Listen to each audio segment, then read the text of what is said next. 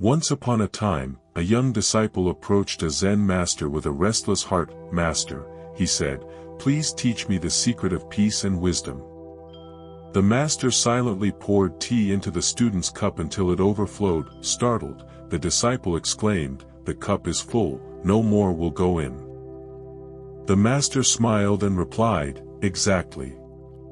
You are like this cup, filled with your own opinions and desires. How can I show you Zen unless you first empty your cup?" This simple story captures the essence of Zen Buddhism. In our modern world, we are always chasing more success, more wealth, more recognition, more extraordinary moments. Yet the truth is, this endless pursuit is what keeps us miserable. Zen teaches us that happiness is not found in the extraordinary, but in the ordinary. The true treasure lies in learning how to sit still, how to breathe, how to see things exactly as they are, and how to live fully in each passing moment. Zen, which means meditation, is a practice born in China and later spread to Japan, Korea, and Vietnam. It is not a religion of dogmas or rigid beliefs, but a way of life, an art of experiencing reality directly. At its core, Zen is about presence, learning how to live in the here and now, appreciating the beauty of ordinary life, and discovering that you already have everything you need to be at peace. In Zen Buddhism, one of the most important lessons is learning how to empty your cup. This phrase comes from a well-known Zen story. A scholar once visited a Zen master to learn about enlightenment. As the master poured tea into the scholar's cup, he kept pouring even after the cup was full. The tea spilled everywhere. Shocked, the scholar shouted, "Stop! The cup is overflowing, it cannot hold more."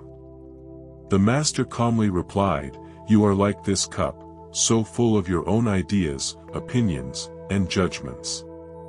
How can I teach you Zen unless you first empty your cup?" This is the essence of Shoshin, or beginner's mind. Beginner's mind means approaching life with openness, curiosity, and humility, as if seeing everything for the first time. Our biggest obstacle to wisdom is not ignorance, it is the arrogance of thinking we already know. The more we cling to our rigid beliefs, past experiences, and assumptions, the less space we have to truly learn and experience life as it is. Shoshin encourages us to let go of these attachments and adopt the innocence of a beginner. A child learning to walk stumbles without shame and keeps moving forward. In the same way, a beginner does not worry about ego or failure, only about learning and experiencing that in daily life. Beginner's mind can transform the way we live. Eating a simple meal, walking down a familiar street, or talking to a loved one can feel completely new if we remove our filters of routine and expectation. Instead of rushing, we begin to notice the details, the warmth of food, the freshness of air, the tone in someone's voice. This awareness brings freshness and joy to even the most ordinary moments. Shoshin also applies to our relationships. Often, we assume we already know the people close to us. But when we approach them with beginner's mind, we realize there are always new sides to discover, deeper layers to understand. This not only prevents boredom but also deepens love and connection. In work and creativity, beginner's mind frees us from the pressure of being perfect. It allows us to experiment, to fail, and to see mistakes not as disasters but as part of growth. Zen master Shunryu Suzuki famously said, "In the beginner's mind there are many possibilities, in the expert's mind there are few." This does not mean we should reject expertise, but that we should never lose the openness that comes with being a learner. When you empty your cup, you make space for life itself to pour in. And that is where wisdom begins. The second pillar of Zen practice is meditation, or zazen, which literally means sitting meditation. Unlike many spiritual traditions that focus on elaborate rituals, chanting, or complex visualizations, Zen emphasizes simplicity. Zazen is not about reaching a mystical state or escaping reality, it is about returning to reality exactly as it is.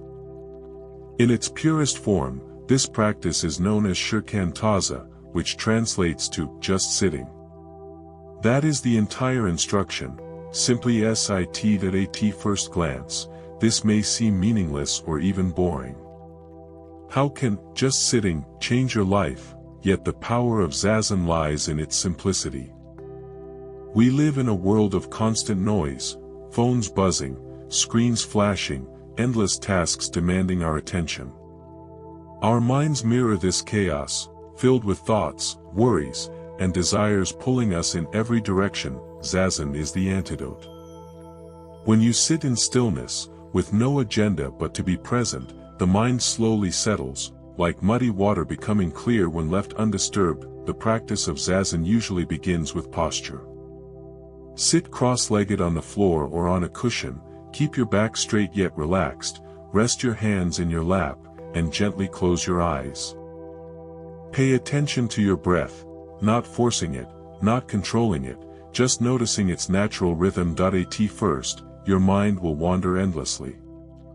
Thoughts will arise, about yesterday's problems, tomorrow's plans, or even random distractions. In Zen, you don't fight these thoughts, nor do you indulge them. Instead, you let them pass, like clouds drifting across the sky. As you continue, you notice a shift.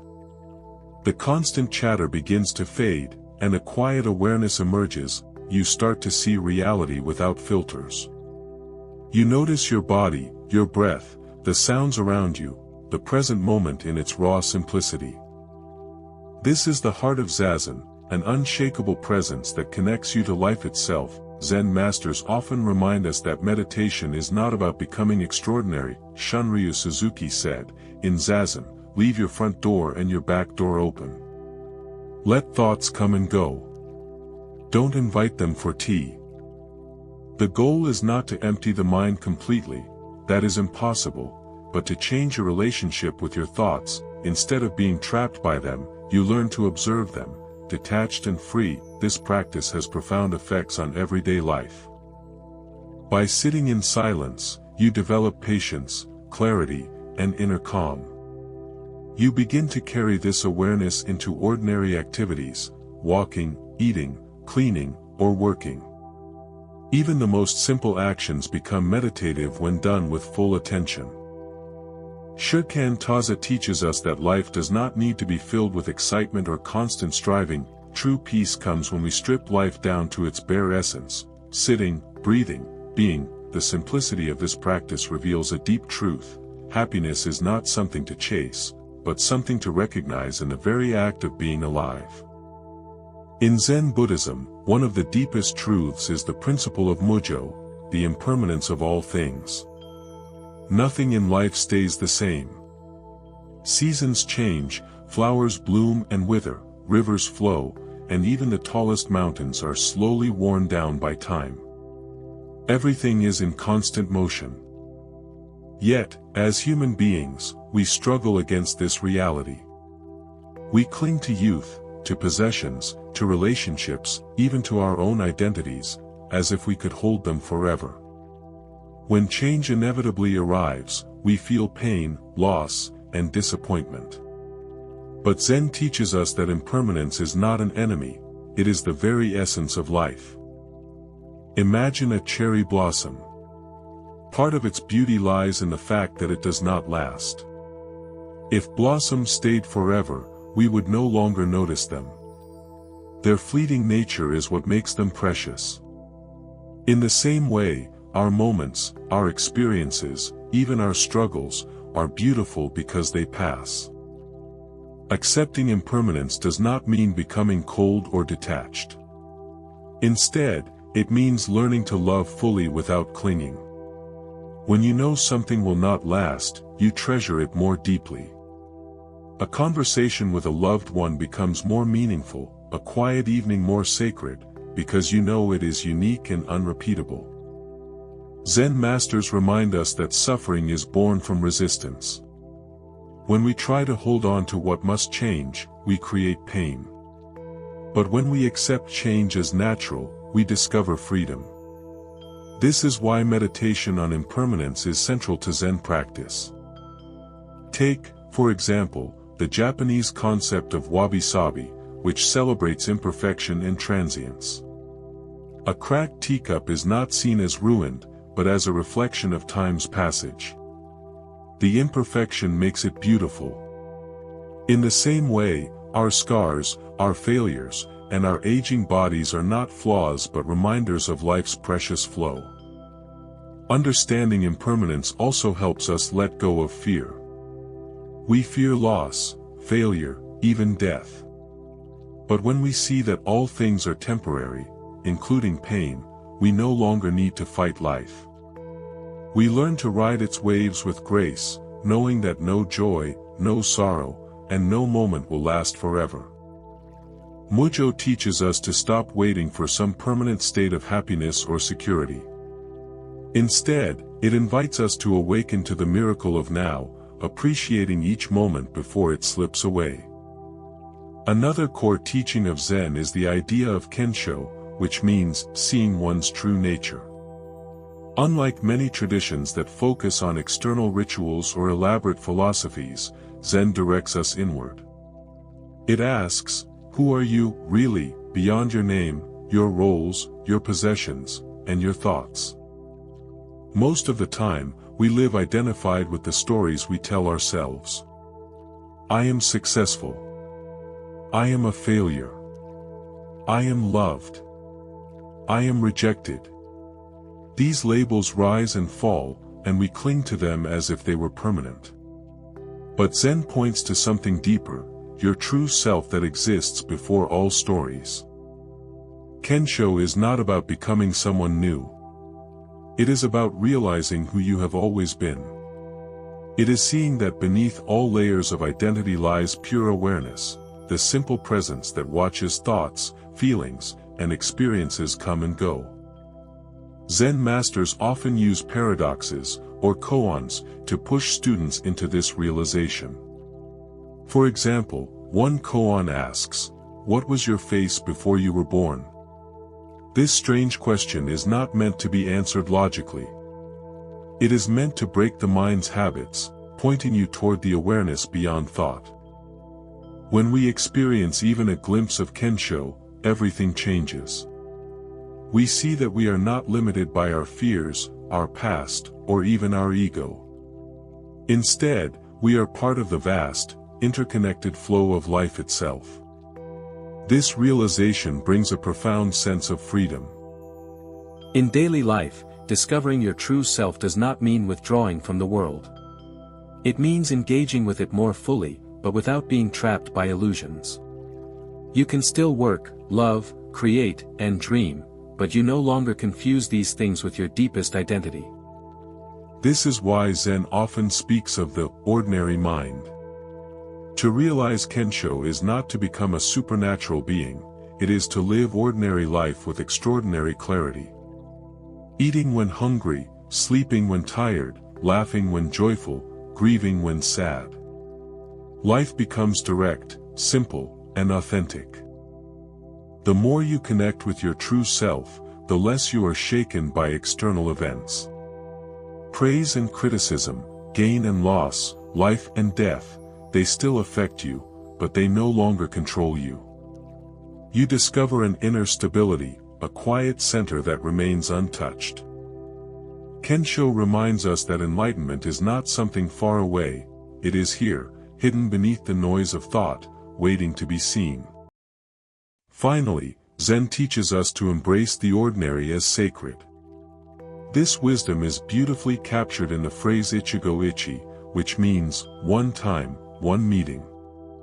It reminds us that every moment is unique and will never return in exactly the same way. The Japanese tea ceremony is built on this idea. Every gathering, no matter how small, is treated with utmost care because it will never happen again. The same is true for our lives.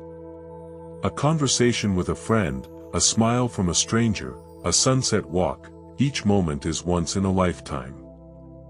When we live with this awareness, life becomes richer. Drinking tea is no longer just drinking, it is gratitude. Washing dishes is no longer a chore, it is meditation. Walking is no longer a means to an end, it is life itself. Zen warns us that we often miss these moments because our minds are elsewhere. We are lost in the past, replaying old memories, or stuck in the future, worrying about what might come. Meanwhile, the present, the only place where life actually happens, slips through our fingers. Living fully in the ordinary is the art of returning to now. It is the practice of being present in simple acts and discovering their hidden beauty. This awareness transforms relationships as well. When we truly listen to someone, giving them our full presence, we create connection and meaning far beyond words. Presence becomes love in action. Ichigo Ichi also softens our relationship with impermanence. Instead of fearing that moments will end, we celebrate their uniqueness while they last. Just as cherry blossoms are cherished precisely because they bloom for a short time, our days and our lives become more precious when we embrace their fleeting nature. Zen masters remind us that enlightenment is not about escaping the world, but about being fully alive within it. Sweeping the floor, cooking a meal, walking in silence, these are not distractions from practice, they are practice itself. To live Ichigo Ichi is to awaken to the miracle of existence. It is to realize that this moment, here, now, is not ordinary at all. It is extraordinary.